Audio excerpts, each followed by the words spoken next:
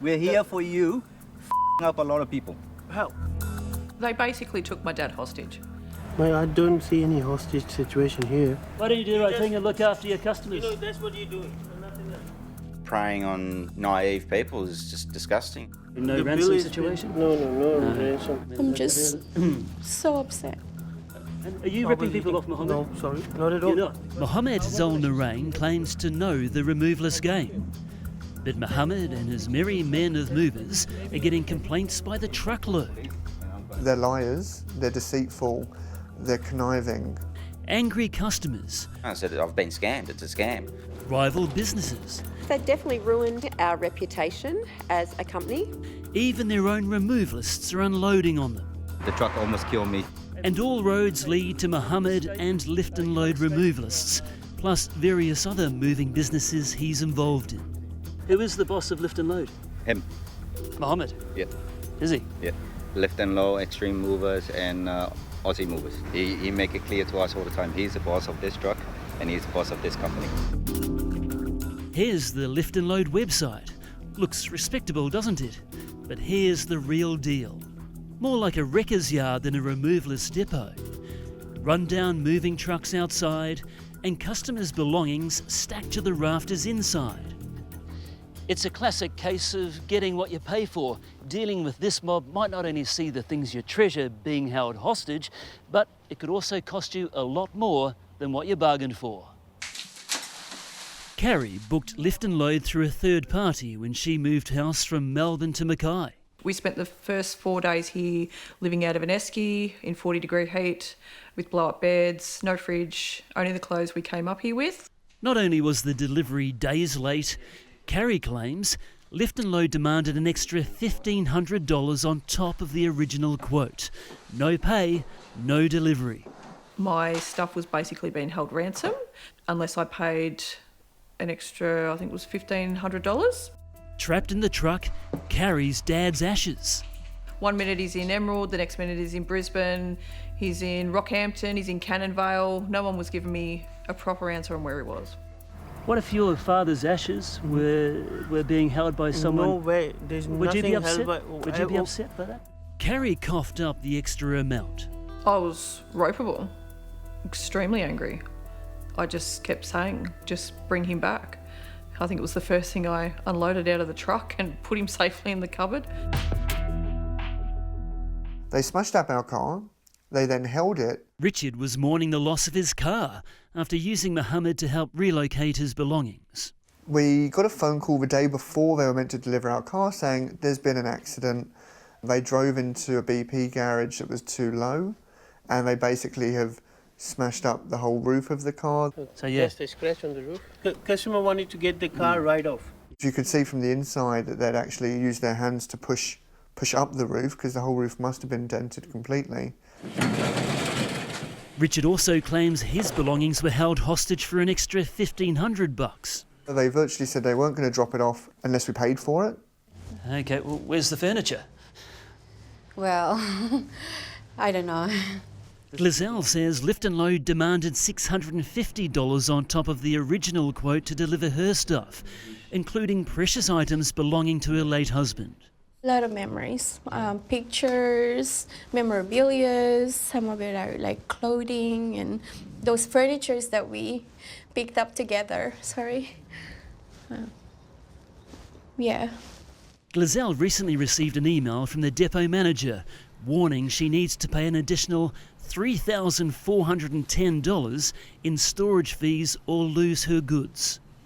I'm just a depot supervisor. Have you spoken to a woman called Glazell Ramos? Glazell I have no idea what you're talking about. We're not sure if Glazell's things are amongst this lot that Mohammed's men appear to be hiding from our camera. Glazell Ramos has received correspondence from Lift and Load Removers saying if you don't pay us over $3,000, we're going to dispose of the belongings. And in those belongings are things that belong to her deceased husband. Yeah. Hello. Andrus also copped a hefty extra charge. I felt that my furniture was held to ransom until I paid it. So I paid the extra $1,000. They dropped it off and every plate was smashed. There's broken drawers, so on and so forth. There's no way we charge them extra or hold their stuff for extra charges while we're there. No way. Mohammed blames the customers. When customer is not honest, like for example, It's the customer's fault. they have an inventory list, fill it out, the right things, inventory and packing, please. These two things, okay, they will not have an issue. But customers say they used a cubic calculation provided by Lift and Load. If things take up this much space in storage, how do they end up taking a lot more space up in the truck? Come and do a job with me for a day and I'll explain you how. Please. Really? Yes. Do you take people's contents hostage and hold them for ransom? I'm a yard guy. Do you think I can do that? For just a yard guy, Mohammed has a lot of responsibility, including co-signing the lease for the depot with a woman called Aisha Siddiqa. Who's running this business here? My Alicia. Your wife? Look, I don't want you to get personal. So we call Aisha Siddiqa. Do you take people's contents hostage and demand a ransom? No, that's not. That's what I'm telling you. That you need to speak with my lawyer. His wife at home make a phone call for him. He asked for money and stuff. Removal driver Brian parted ways with Mohammed last month. Are the extra costs legitimate in your eyes? Nope. Really? Nope. For me, it's not right. That's not right. And it's the same thing why I've been telling them. You guys are overcharging people and you guys are ripping people off. Stop doing that. It's leaking everywhere. Brian filmed on-the-road videos behind the wheel of Mohammed's mediocre trucks. This missing spring. I got in the middle of nowhere for the clutch. This thing almost killed me. Hell, man. I can't start the truck, so I have to use a handbrake and use a gear to slow it down. And when we stop, we're in the middle of nowhere, no reception. So we have to use a rope to tie it up and continue to Mackay. The truck break down again. My diary just in case they blame me for anything. That truck to go over 100 is unsafe. Like he's just making up stories. We drove last night. We had. Well, he has video there of... Cuzzy, come on. I know, he's got video of Bro, something which is the a random thing, for now. Jodie's removal business is also called Lift and Load.